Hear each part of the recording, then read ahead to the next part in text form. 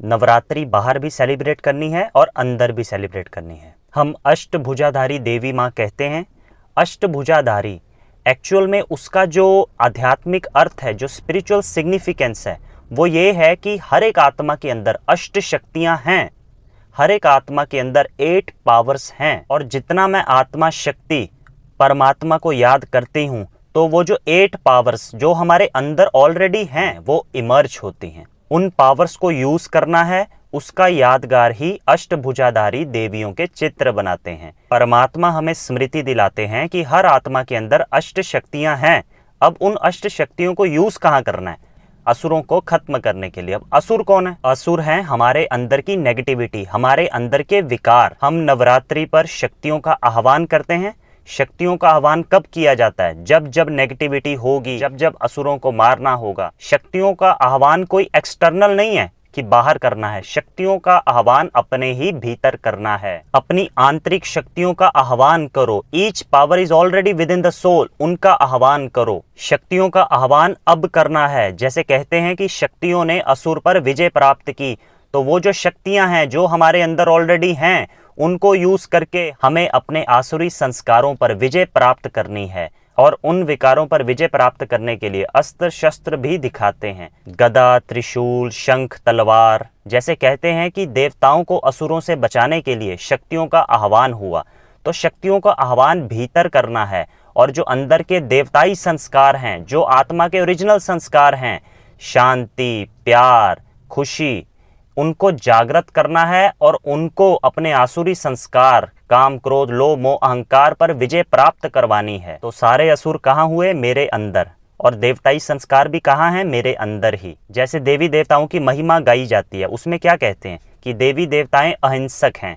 तो जो अहिंसक है वो हिंसा कर ही नहीं सकता। देवी देवताओं ने कोई बाहर के व्यक्ति को, बाहर के असुर को फिनिश नहीं किया, अपने भीतर के बुराइयों को खत्म किया। और उनके अंदर के जो दैवी संस्कार हैं, जो दिव्य संस्कार हैं, वो इमर्ज हो गए। और युद्ध कैसे किया? ज्ञान के एक एक शस्त्र को यूज करके युद्ध किया। ज्ञान का एक एक पॉइंट हमने अपनी लाइफ में प्रैक्टिकल इंप्लीमेंट किया और उसको यूज करके अंदर की बुराइयों को, अंदर के असुरों को खत्म किया। ज्ञान का एक एक शस्त्र क्या है?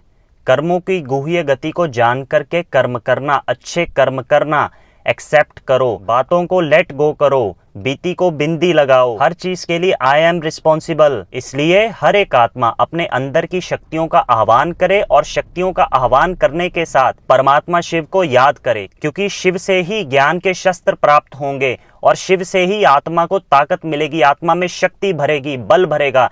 तो शिव और शक्तियां जब जुड़ जाएंगी तो शिव शक्तियां बन जाएंगी और शिव शक्तियां ही अपने अंदर के असुरों का विनाश करेंगी। तो हम सभी आत्माएं क्या हैं? शिव शक्तियां। कोई बाहर शिव शक्ति नहीं है, हम ही शिव शक्तियां हैं। मैं आत्मा जब शिव के साथ जुड़ गई तो क्या हो गई? शिव शक्ति। हमारे अंदर इतनी सारी शक्तियां हैं मगर हम उन शक्तियों को भूल गए थे। इसलिए कहा जाता है शक्तियों का आह्वान करना। आह्वान मीन्स किसी को याद दिलाना कि आपके अंदर ऑलरेडी वो है। उन पावर्स को इमर्ज करना है। उन शक्तियों को कहीं बाहर से लेकर नहीं आना, वो हमारे अंदर ऑलरेडी हैं। तो राजयोगा मेडिटेशन वो तरीका है जिससे आत्मा दबी हुई शक्तियों का आह्वान करती है, क्योंकि आत्मा का जो ओरिजिनल स्वरूप है वो क्या है? 7 गुण, शांति, खुशी, प्रेम, आनंद, सुख। तो जिस आत्मा के 7 गुण इमर्ज हो गए तो वह दिव्य आत्मा बन गई।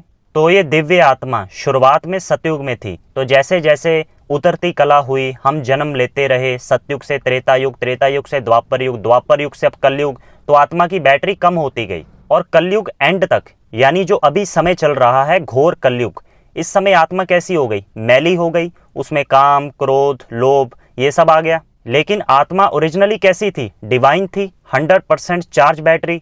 और अब जैसे ही मैं अपने ओरिजिनल गुणों को दोबारा से इमर्ज करूंगी तो मैं क्या बन जाऊंगी? 100% प्योर, डिवाइन, पावरफुल, पीसफुल। तो मैं आत्मा दिव्य आत्मा बन गई। तो देवी माँ का जो चित्र है वो यादगार है अपनी आंतरिक शक्तियों का, जिनको यूज करके हमने अपने अंदर के विकारों पर, अंदर के असुरों पर विजय प्राप्त की। आज हमें वो शक्ति दिखाई नहीं दे रही, इसलिए हम उस शक्ति की महिमा कर रहे हैं। ये सारा प्रोसेस भीतर का है। उन शक्तियों का आह्वान किसने किया? मैंने किया। कहाँ किया? अपने अंदर किया। और किस लिए किया? अपने अंदर के असुरों को खत्म करने के लिए। तो राजयोगा मेडिटेशन वो तरीका है जिससे हर आत्मा अपने अंदर की दबी हुई शक्तियों का आह्वान करती है।